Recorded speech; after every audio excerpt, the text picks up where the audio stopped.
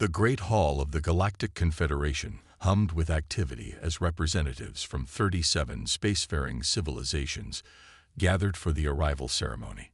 Today marked the official introduction of yet another species into their ranks, though few showed genuine interest in the proceedings. Admiral Trell adjusted his formal uniform and glanced at the data display once more. His thick eyebrows rose slightly as he read the approaching fleet statistics again. 12 vessels. That can't be correct. He muttered to his aide. Run the scans again. The count is accurate, Admiral, his aide replied. The new species, they call themselves humans, have arrived with exactly 12 ships. Trell couldn't contain his laughter. The sound echoed across the chamber, drawing curious looks from the nearby delegates. 12 ships, and they call that a fleet, he announced loudly. Several other representatives joined in his amusement. The Dracs bring 50 vessels just for routine trade missions. The massive view screen at the front of the hall activated, displaying the approaching human ships. They were sleek but unimpressive, simple designs of dull gray metal with minimal visible weaponry. Compared to the ornate warships of the Confederation's founding races, they looked primitive and vulnerable.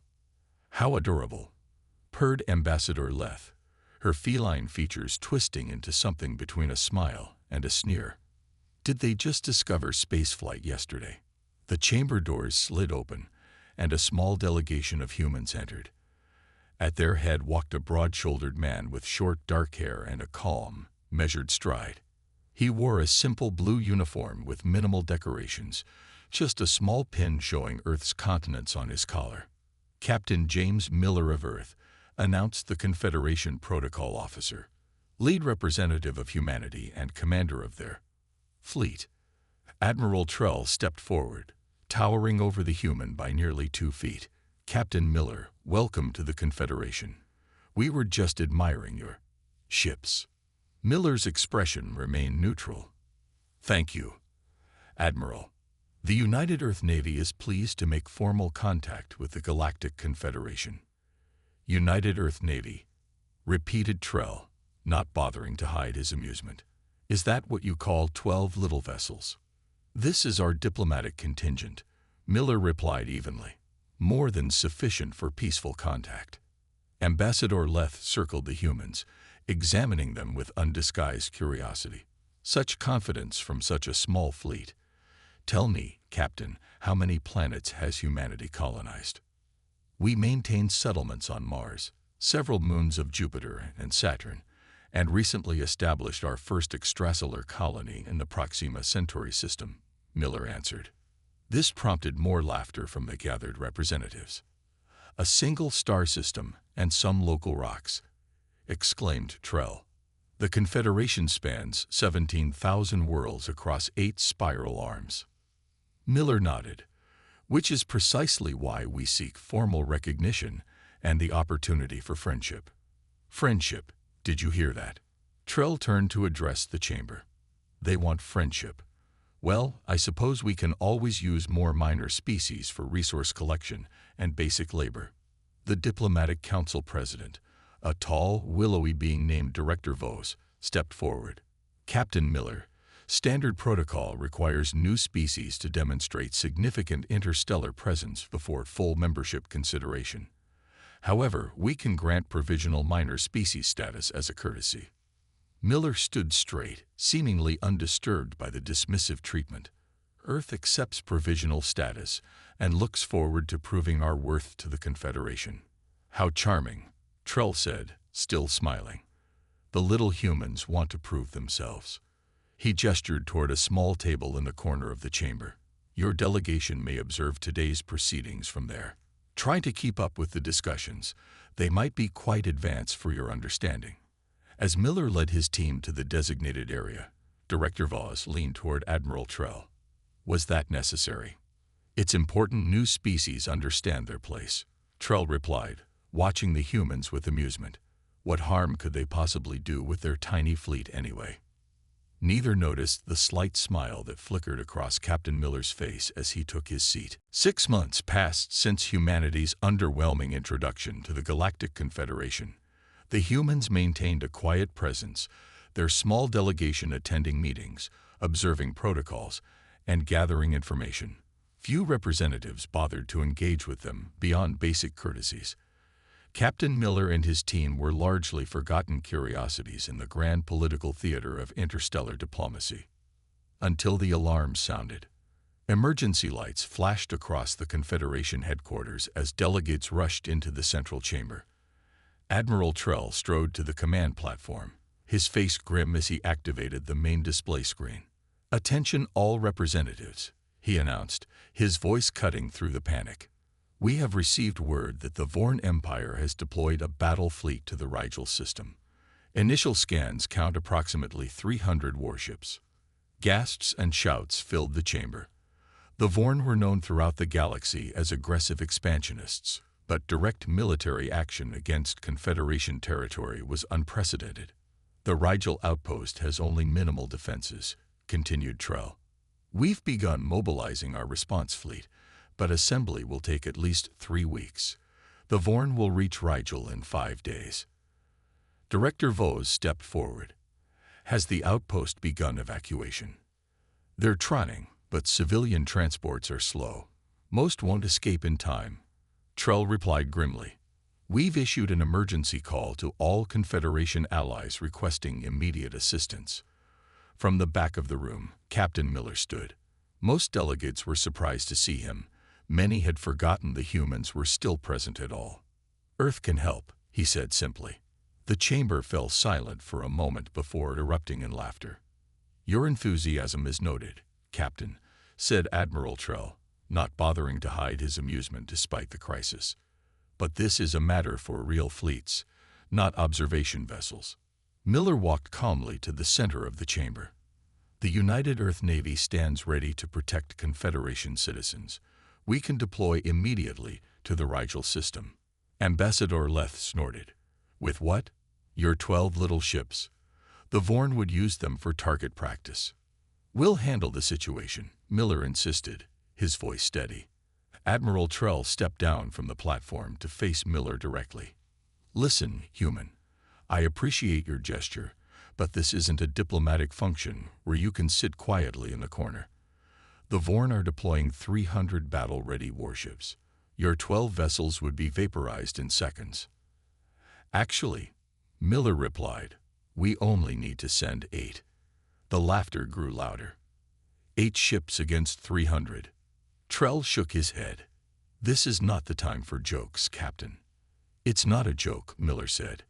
"Give us clearance to enter the Rigel system, and we'll take care of your Vorn problem." Director Vos raised a hand for silence. "Captain Miller, while your offer is brave, it would be irresponsible to send your ships to certain destruction. Your species is new to interstellar travel, and perhaps you don't understand." "We understand perfectly," Miller interrupted. "What you don't understand is that human ships are more capable than they appear." Trell's patience was wearing thin. The Vorn fleet carries enough firepower to glass an entire planet. What could 8 tiny human vessels possibly do? Miller held the Admiral's gaze. "Give us permission to find out." The chamber fell into an uncomfortable silence.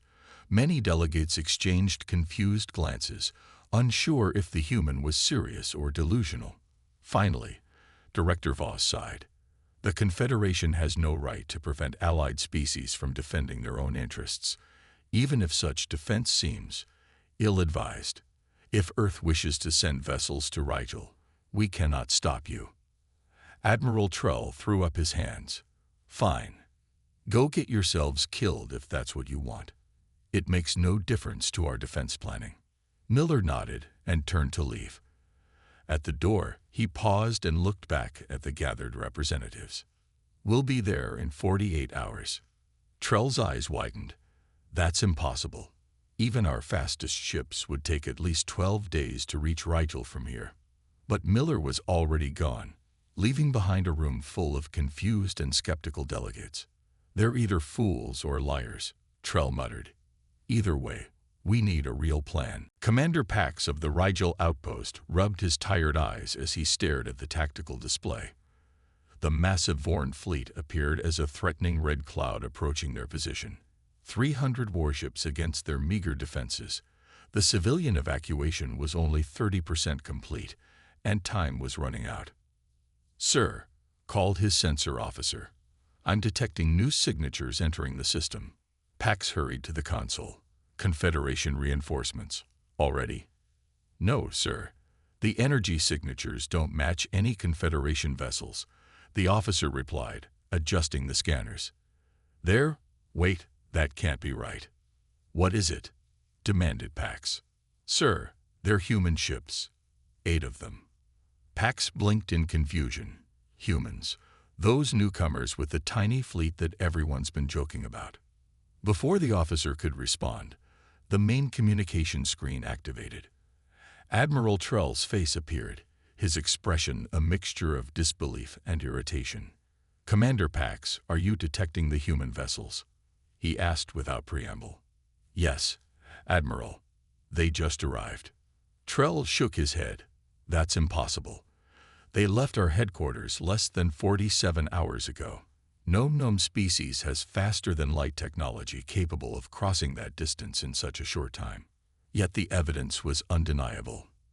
The 8 human ships were moving into position between the outpost and the approaching Vorn armada. On the tactical display, they looked absurdly small compared to the massive enemy force. "Should we hail them?" asked Pax's communications officer. "They're hailing us," replied the officer, sounding surprised. The screen changed to show Captain Miller, sitting calmly in what appeared to be a command chair. His uniform was different now, darker, with subtle armor plating visible at the shoulders and chest. "Commander Pax," Miller nodded. "United Earth Navy, reporting as promised. Please continue your evacuation efforts. We'll handle the Vorn." Admiral Trell pushed his way into the frame from the headquarters transmission. "Miller, how did you get here so quickly? It should have been impossible." Miller offered a small smile. "Human faster-than-light technology is more advanced than we initially disclose. Now, if you'll excuse me, I need to address our visitors." The screen split to show a third face, a Vorn commander, his scaled skin a mottled purple with rage as he stared at the human. "Who dares interfere with Vorn military operations?" the commander snarled. "I'm Captain James Miller of Earth. This outpost is under Confederation protection, which means it's under human protection. Withdraw your forces immediately." The Vorn commander, Drax, bared his sharp teeth in what passed for laughter in his species. "8 tiny ships against my armada. Is this some kind of joke?" "No joke," Miller replied evenly. "Last warning. Withdraw or face the consequences." Drax leaned closer to his camera. "You're either very brave or very stupid, human.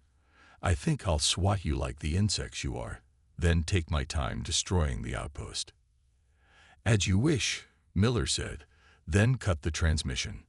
On the tactical display, the human ships spread out in a perfect formation, positioning themselves to create a defensive screen.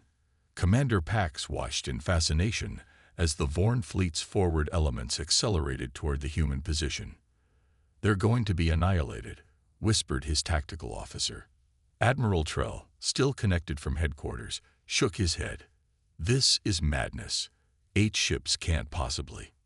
"Admiral," interrupted Pax's sensor officer, "I'm detecting unusual energy readings from the human vessels. The power signatures they're off the charts. Our sensors can't quantify the output." On the screen, the 8 human ships began to glow with a strange blue light. The energy pattern expanded outward, connecting them like a web. "What are they doing?" demanded Trell. The Vorn fleet opened fire. Hundreds of energy weapons discharged simultaneously, creating a dazzling display of destructive power aimed directly at the human formation. Commander Pax held his breath, expecting to see the human ships vaporized in an instant. Instead, the barrage of Vorn weapons fire hit the blue energy web and stopped. The collective firepower of 300 warships dissipated harmlessly against whatever barrier the humans had created. "Impossible," breathed Trell. The communication screen flickered back to life. Captain Miller appeared, his expression unchanged despite the massive attack his ships had just absorbed. "Commander Pax," he said calmly, "please continue evacuation procedures. This might take a little while." Silence filled the Rigel Outpost Command Center as everyone stared at the tactical display.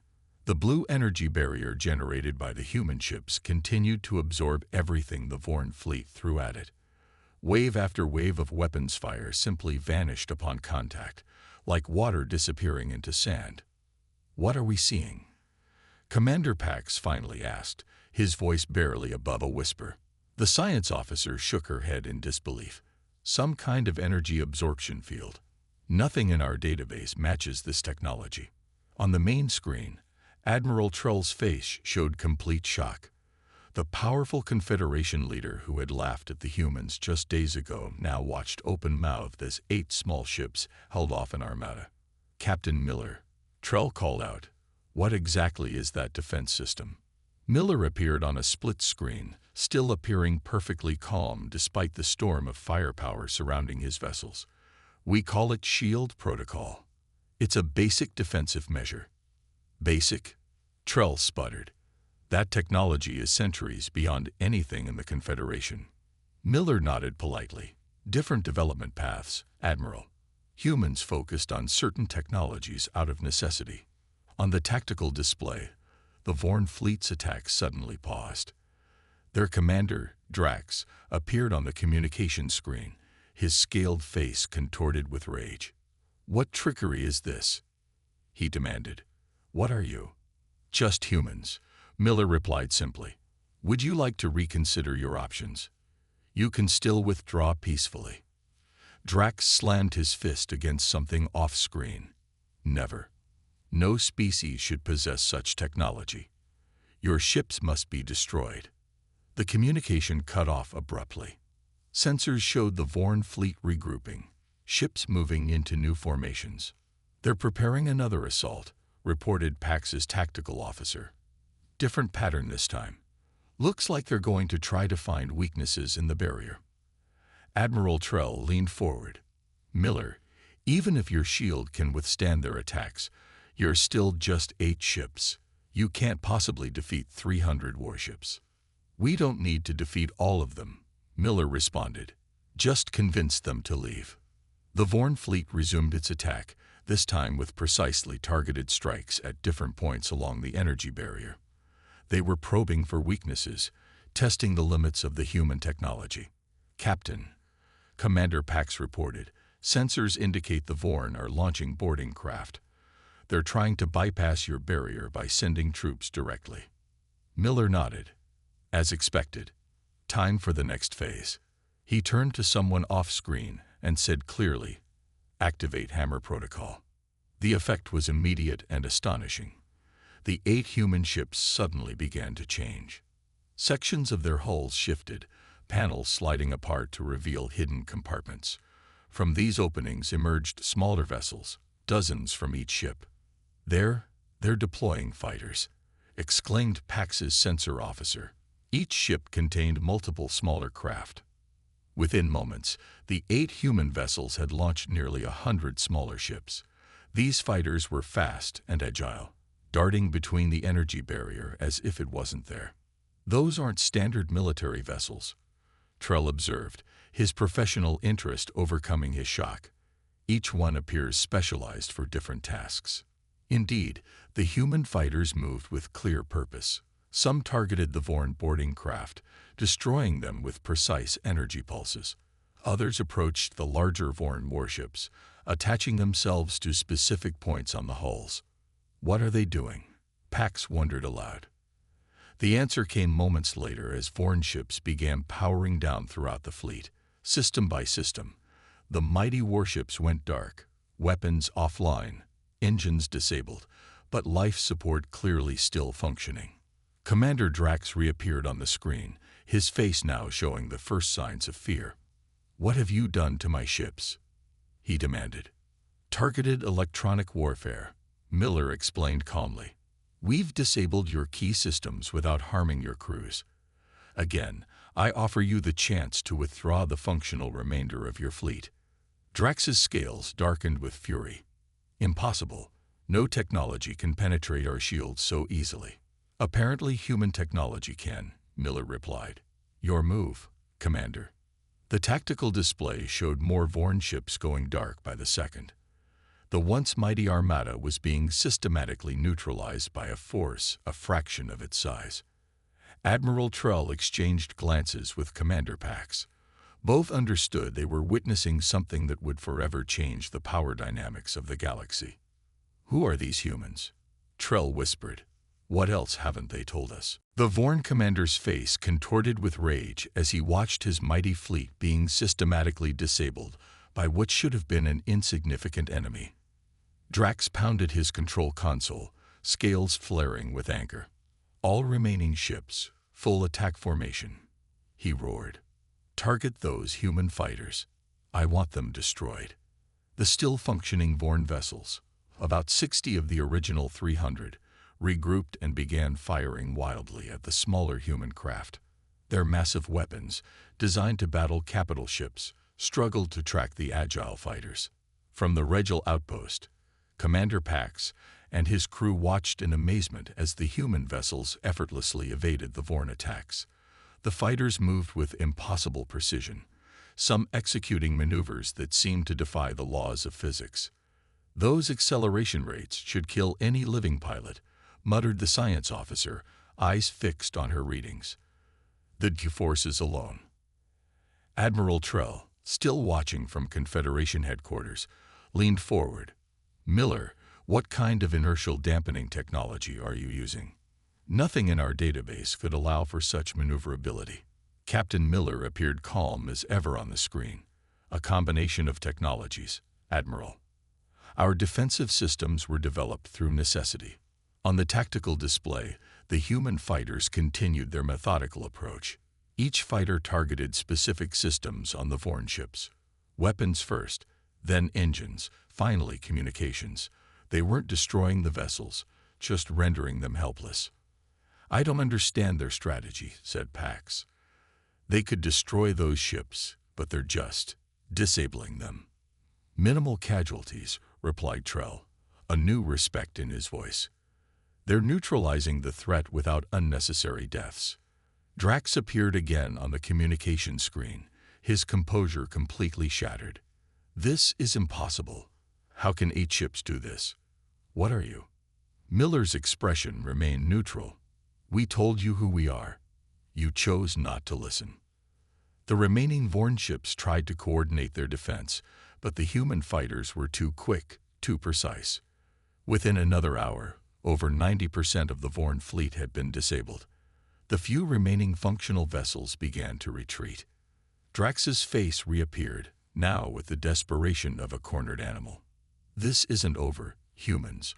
My remaining ships will execute protocol deadfall. We will self-destruct rather than be captured, and the explosion will destroy this entire sector. Miller's expression hardened for the first time. That would kill your own crews as well as everyone at the outpost. Thousands of lives lost for nothing. Better to die than face the disgrace of defeat by an inferior species.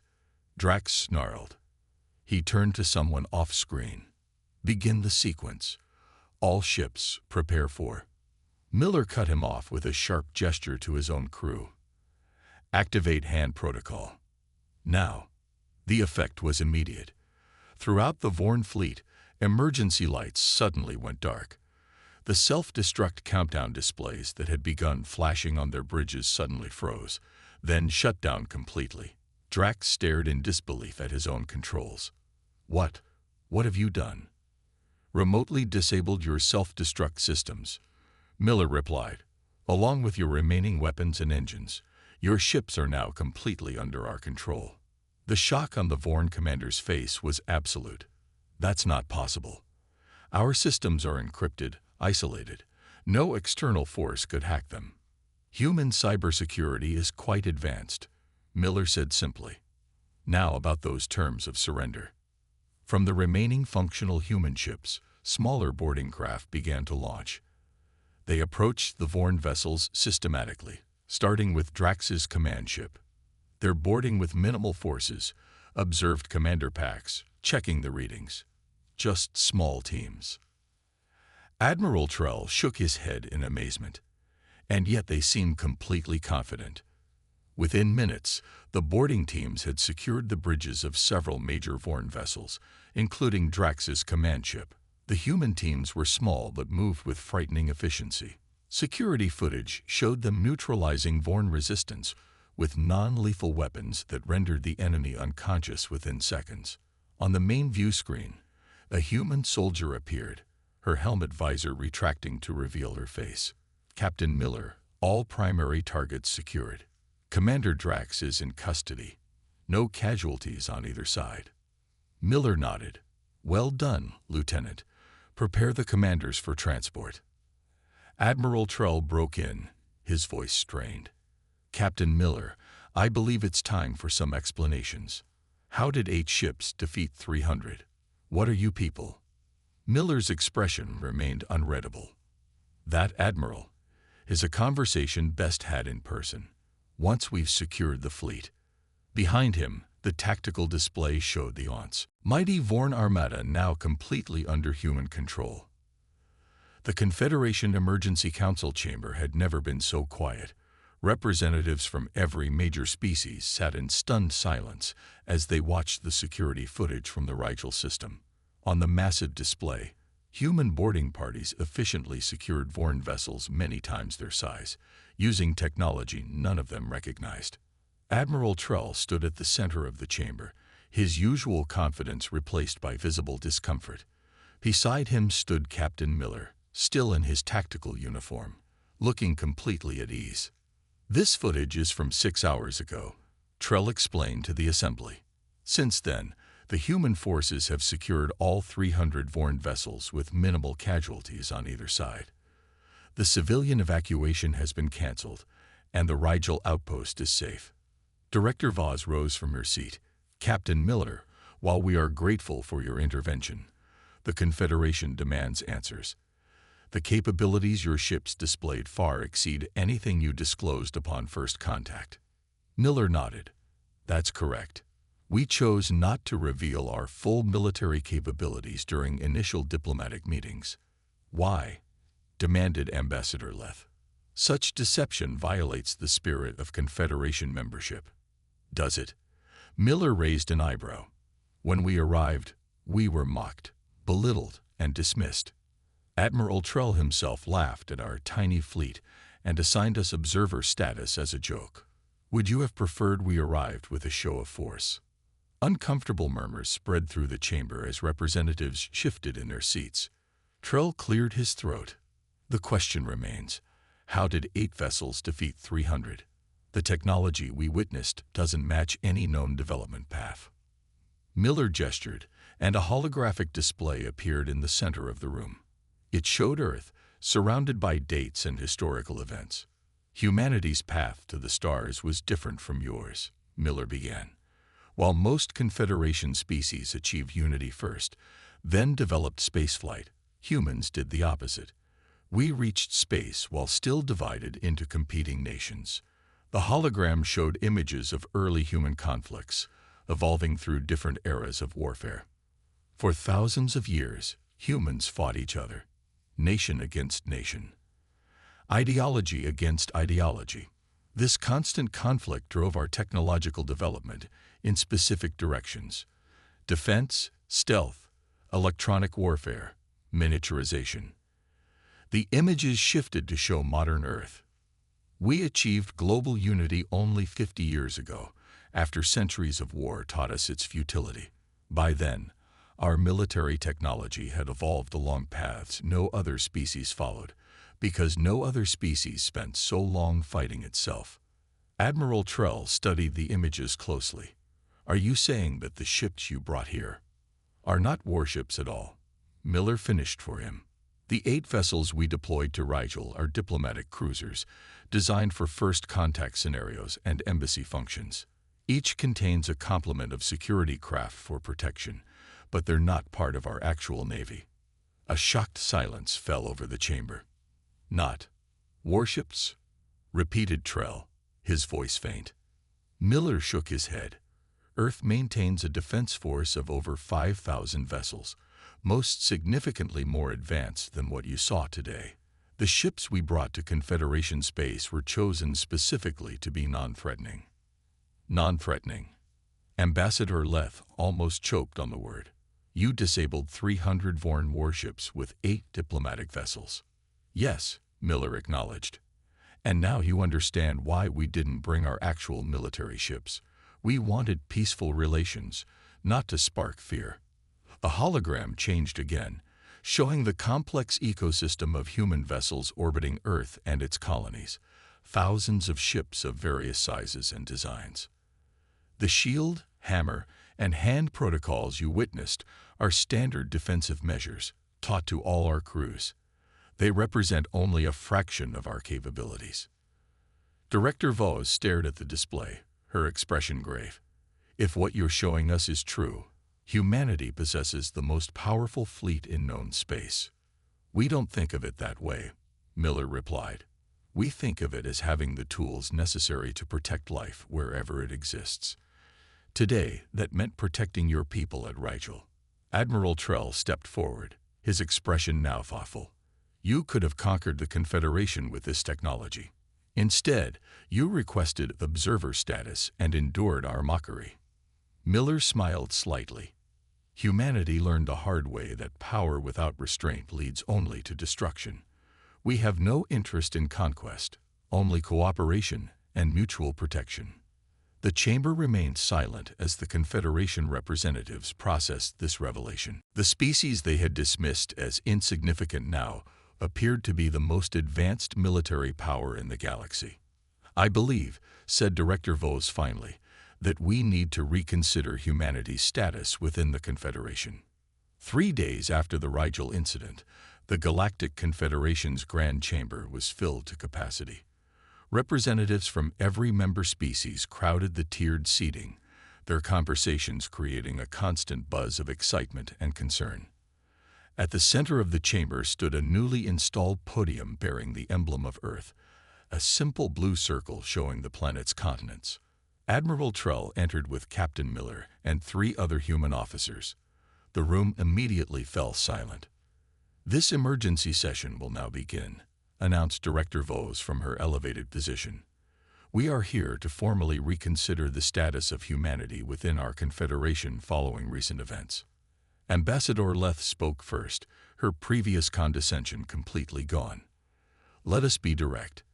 The humans possess technology that makes them the most advanced military power we have encountered. This fundamentally changes our relationship. Murmurs of agreement spread through the chamber. Captain Miller. Continued Director Vos, your actions at Rigel saved thousands of lives and prevented a Vorn invasion. However, they also revealed that Earth withheld crucial information during first contact. How can we trust a species that concealed such capabilities? Miller stepped forward, his posture relaxed but dignified. Director, imagine if we had arrived with our full military fleet. Would you have welcomed us as friends or feared us as conquerors? The silence that followed was answer enough. Humanity's history taught us that displaying power often prevents peaceful relations. We chose to come humbly, hoping to be judged by our character rather than our weapons. An elder representative from the Krell species, known for their wisdom, raised a gnarled hand. Yet you must understand our concern. Your species developed in isolation, through conflict. How do we know you won't bring that conflict to our stars? For the first time, one of Miller's companions stepped forward, a woman with silver-streaked hair and the bearing of a leader. I am Admiral Helena West, commander of Earth's defense forces, she said, her voice carrying easily through the chamber. What Captain Miller didn't tell you is that 50 years of peace did not come easily to humanity. We nearly destroyed ourselves before learning that cooperation is stronger than competition. She activated a holographic display showing Earth's history, images of terrible wars followed by healing, rebuilding, and eventual unity. We developed our technology through conflict, yes, but we achieved peace through understanding that diversity of thought, of biology, of perspective, is our greatest strength. The the same diversity we see in this confederation. Admiral Trell, who had remained silent until now, addressed the chamber. I was wrong about humanity. I judged them by the size of their diplomatic fleet, not by their actions or character. They could have demanded our respect through force. Instead, they earned it through restraint. Director Vos nodded thoughtfully. What does Earth want from the Confederation? Admiral West exchanged glances with Miller before responding. Full membership, mutual defense agreements, and open exchange of non-military technology. Earth offers its protection and expertise in return. The chamber erupted in discussion. After several minutes, Director Vos called for order. The Council has reached a decision. Earth is granted immediate full membership in the Galactic Confederation, with all rights and responsibilities thereof. Furthermore, we propose a special security alliance, recognizing humanity's unique defensive capabilities. One by one, representatives stood to signal their approval. Even those who had been most dismissive of the humans now showed respect, if tinged with caution.